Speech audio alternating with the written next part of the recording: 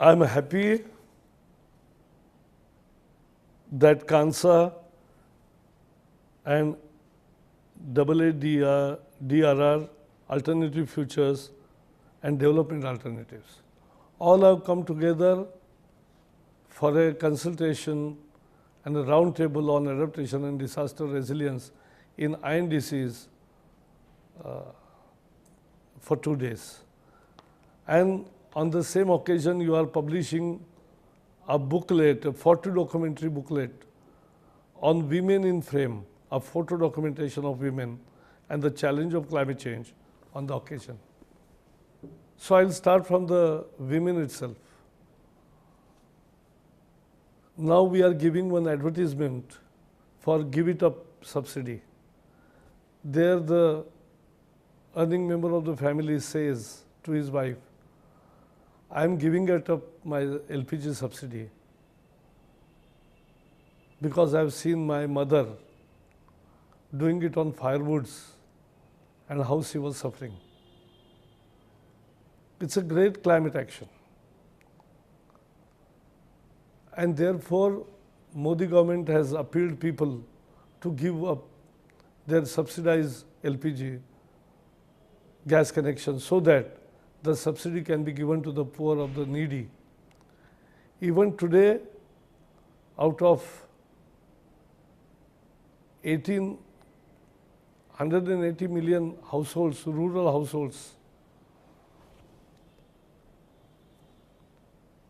nearly 80 million households do not have, or even more, don't have the gas connection. They are using firewood, kerosene, charcoal or gobar. All are polluting and impact on health. If this subsidy goes in their favor, that's building society. The government has two options.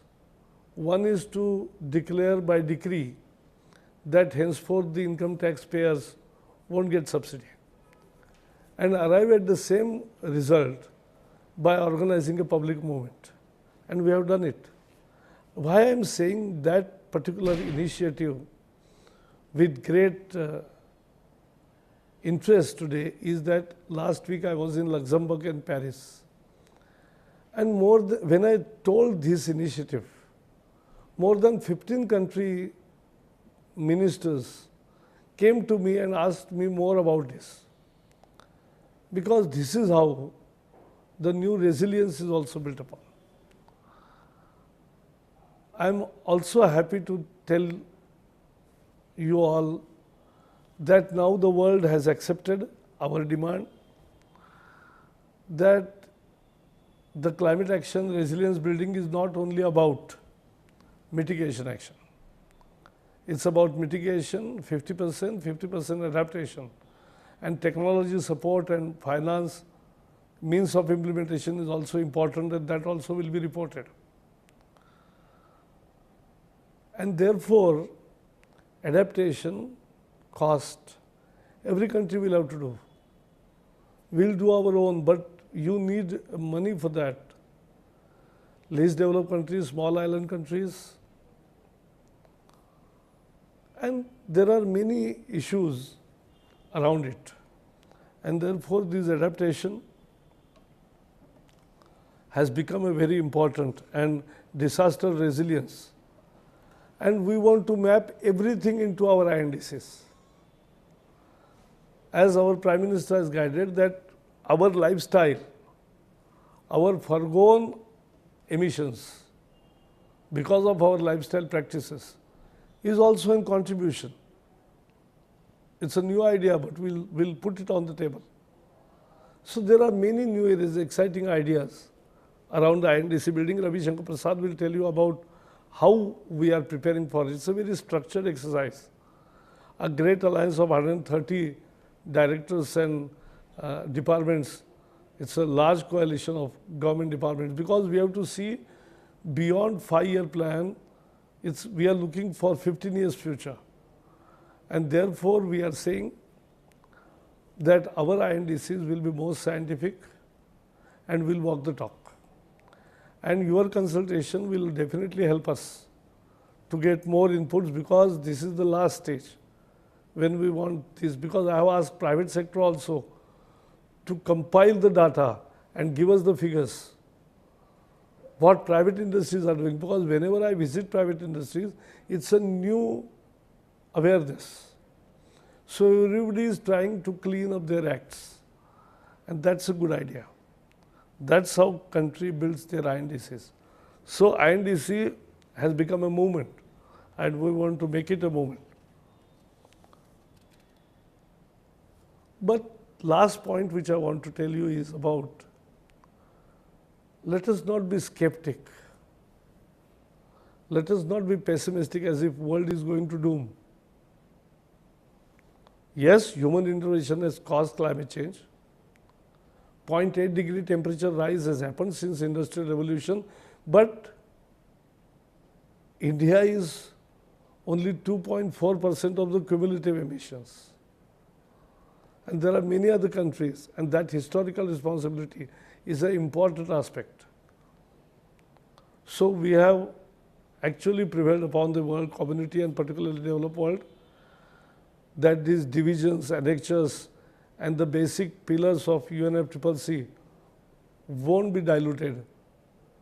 The NDC is an innovation, INDC concept, and some of our officers were also great contributors to this new innovation.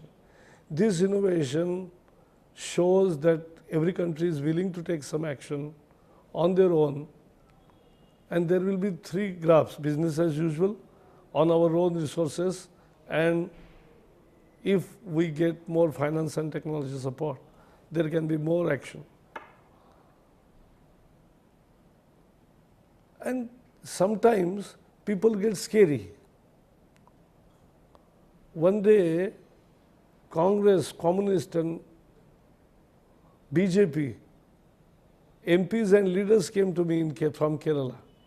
Oh, the sea level rise is happening in Munro Island, and Munro is getting water every day up to first floor. I sent a team of scientists. What I found? All the building activities and the irresponsible contracting, what it has done damage to the natural outflows, all are closed, all are choked. Therefore, there is a waterlogging, because the water can't go to the sea. So it was not because of climate change, but because of local factors.